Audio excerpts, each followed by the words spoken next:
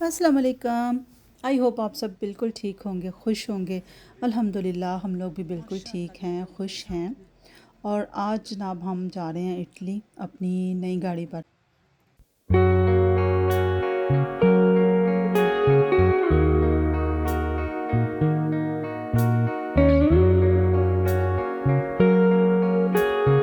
ये गाड़ी हमने लास्ट वीक ही ख़रीदी है। तो हमें गाड़ी की क्योंकि बड़ी अशद ज़रूरत थी। हमारी जो पिछली गाड़ी थी ना, वो बिल्कुल ही अब इतनी पुरानी हो चुकी थी कि वो अब रोड टेस्ट में मतलब वो पास नहीं होनी थी। इसलिए फिर उसे हमें छोड़ना पड़ा और ये नई गाड़ी ख़रीदनी पड़ी। तो ये जो गाड़ी है ना, ये किया सोरेंटो है और 2016 का या पता नहीं 2017 का ये मॉडल है। और बड़ी अच्छी है, बड़ी कंफर्टेबल, बड़ी लक्शस गाड़ी है। 7 सीटर है और ऑटोमेटिक है फुली। तो बाकी अगर किसी को इंटरेस्ट हो तो वो गूगल पे सारी इसकी देख ले। वैसे मुझे तो ये बहुत पसंद है। तो चलो जी, और फिर ज़ाहिर है मेहमानों ने भी आना था, तो फिर हमें गाड़ी की बड़ी ही ज़रूरत थी। तो इसलिए लास्ट वीक ही हमने ये नई गाड़ी भी ली। और अब हम लोग तकरीबन इटली के सफ़र पर रवाना है। तो हम इटली क्यों जा रहे हैं, तो मेरी एक सिस्टर अमेरिका में सेटल है और वो लोग आए हुए हैं यहाँ इटली में अपनी छुट्टियों पर। 2 हफ़्ते की छुट्टियों पर वो यहाँ पर आए हुए हैं और 1 हफ़्ता उनका गुजर गया और 1 हफ़्ते के लिए अब उसने मेरे पास आना है। तो अब हम उनको लेने के लिए जा रहे हैं। तो इस स्विट्ज़रलैंड से इटली का जो सफ़र है ना, अगर हम वैसे कैलकुलेट करें तो तकरीबन 3 साढ़े 3 घंटे का सफ़र मतलब होता है। मगर यहाँ पर एक मसला यह है कि यहाँ इटली और स्विट्ज़रलैंड के दरमियान में एक टनल आती है, गोथार्ड टनल के नाम से। तो उस टनल पे ना अक्सर व बेशतर ही रश होता है, काफ़ी ज़्यादा, क्योंकि ट्रैफ़िक का लोड होता है काफ़ी और हैवी मतलब ट्रैफ़िक सब ज़्यादा होती है। तो फिर जो गाड़ियाँ ना आराम आराम से आहिस्ता आहिस्ता, यानी इस टनल में भी आने और जाने के लिए ये एक ही टनल है। न्यू टनल अभी वो बना रहे हैं मगर ये बनेगी 2029 में। तो ये टनल क्योंकि आने और जाने के लिए एक ही टनल है तो इसलिए, और टनल भी तकरीबन काफ़ी लंबी है, तकरीबन 20 मिनट लगते हैं। अगर कोई गाड़ी, अगर वो ज़्यादा कोई गाड़ियाँ अंदर गुजार लेते हैं, कोई गाड़ी इसमें ख़राब हो जाती है तो फिर बहुत ही मसला बनता है। फिर तो सारा सारा दिन जो है ना ट्रैफ़िक जो है ना वो ब्लॉक रहती है। तो इसलिए ना वो बड़ी लिमिटेड सी गाड़ियाँ इस टनल के अंदर से गुज़ारते हैं। इस टनल के पीछे एक और छोटी सी टनल है, तो तकरीबन वहीं से जो है ना ट्रैफ़िक आहिस्ता आहिस्ता चलना शुरू होती है।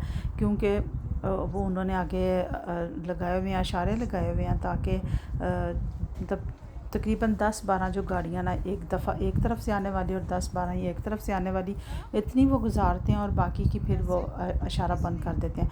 इसलिए यहाँ पर ना ज़्यादा रश होता है और ये रश जो है ना, ये तकरीबन जब बच्चों को यहाँ पर छुट्टियाँ हो जाती हैं और जब जब वीकेंड होते हैं उस वक़्त रश ज़्यादा होते हैं। तो इसलिए अगर किसी ने इटली से स्विट्ज़रलैंड और स्विट्ज़रलैंड से इटली का सफ़र करना हो तो ये इन बातों को मद्देनज़र ज़रूर रखें। और अगर यहाँ पर अगर ट्रैफ़िक ब्लॉक हो तो तकरीबन 1 घंटा आपका ना इसी में निकल जाता है। तो ये कुल मिलाकर जो टाइम है ना तकरीबन 4 घंटे बन जाता है। वैसे में कोई मसला नहीं है, 4 घंटे या 5 घंटे यहाँ गाड़ी चलाने का इतना कोई महसूस ही नहीं होता कि हमने इतना लंबा सफ़र किया है। बस ये मैं थोड़ी सी एक टिप देना चाह रही हूँ आप लोगों को। और इसके बाद अब इस वक्त हम लोग पहुँच गए हैं इटली और स्विट्ज़रलैंड के बॉर्डर पर। ये अभी हम बॉर्डर को क्रॉस कर रहे हैं बिना किसी चेकिंग के, बिना किसी पेपर्स वगैरह, मतलब वो बिल्कुल कुछ भी चेक नहीं करते क्योंकि ये शेंगन कंट्रीज़ का मुआहदा है कि एक दूसरे मुल्कों में एंट्री है। मतलब सिर्फ़ अगर उनको कोई शक पड़े, कुछ भी हो, तब भी वो किसी गाड़ी को रोकते हैं, वरना बिल्कुल भी नहीं रोकते। और इस वक्त जनाब हम लोग पहुंच गए हैं इटली में। हम इटली में जा रहे हैं कोमो लेक पर। ये बिल्कुल स्विट्ज़रलैंड के बॉर्डर के साथ ही कोमो सिटी है और वहाँ पर ये लेक है। कोमो लेक के नाम से काफ़ी मशहूर जगह है और प्यारी जगह भी है। और ये झील बहुत बड़ी है, जैसा स्विट्ज़रलैंड में बड़ी बड़ी झीलें हैं ना, इस तरह ये वाली झील भी बहुत बड़ी है। तो हम लोग यहाँ पहुँच चुके थे तो हमारा भी प्रोग्राम था कि हम लोग भी थोड़ा घूमेंगे, यहाँ पर थोड़ा सा टाइम स्पेंड करेंगे। मगर यहाँ आकर जो था ना, मौसम काफ़ी गर्म था। स्विट्ज़रलैंड में इतनी गर्मी नहीं थी, या शायद ये था कि अब यहाँ पर दोपहर हो चुकी थी और सूरज बिल्कुल सर के ऊपर था, तो इसलिए हमें यहाँ ना काफ़ी गर्मी महसूस हुई। तो हमने ज़्यादा जो सैर शहर का प्रोग्राम है ना, वो फिर हमने कैंसिल कर दिया। और अब हम फिर यहाँ आकर बहन को मैंने फ़ोन किया कि वो लोग कहाँ पर हैं। उन्होंने, क्योंकि हमें यही कहा था कि आप बस लेक पर पहुँच जाएं, फिर आके फ़ोन पे फिर बात होगी इंशाल्लाह ताला। तो वो फिर जब हमने उनको फ़ोन किया तो वो अपनी किसी एक और एक्टिविटी पे थे, तो उन्होंने कहा अब थोड़ा सा वेट करें तो हम पहुंच जाते हैं। तो लें जी, यहाँ पर माशाल्लाह से हमें मिल गए मेहमान हमारे। छोटी मेरी बहन है और 2 उसकी बेटियां हैं। तो वो लोग फिर थोड़ा सा हमने वहाँ पर टाइम स्पेंड किया, कुछ खाना पीना किया, और उसके बाद फिर अब हम बिल्कुल अब ये वापसी का सफ़र शुरू हो गया। हमने उनको साथ लिया और अब हम जा रहे हैं जी वापस स्विट्ज़रलैंड। तो जब हम लोग यहाँ पर परदेश में जब कोई किसी मेहमान के आने का पता चलता ना, तो बहुत ज़्यादा खुशी होती है।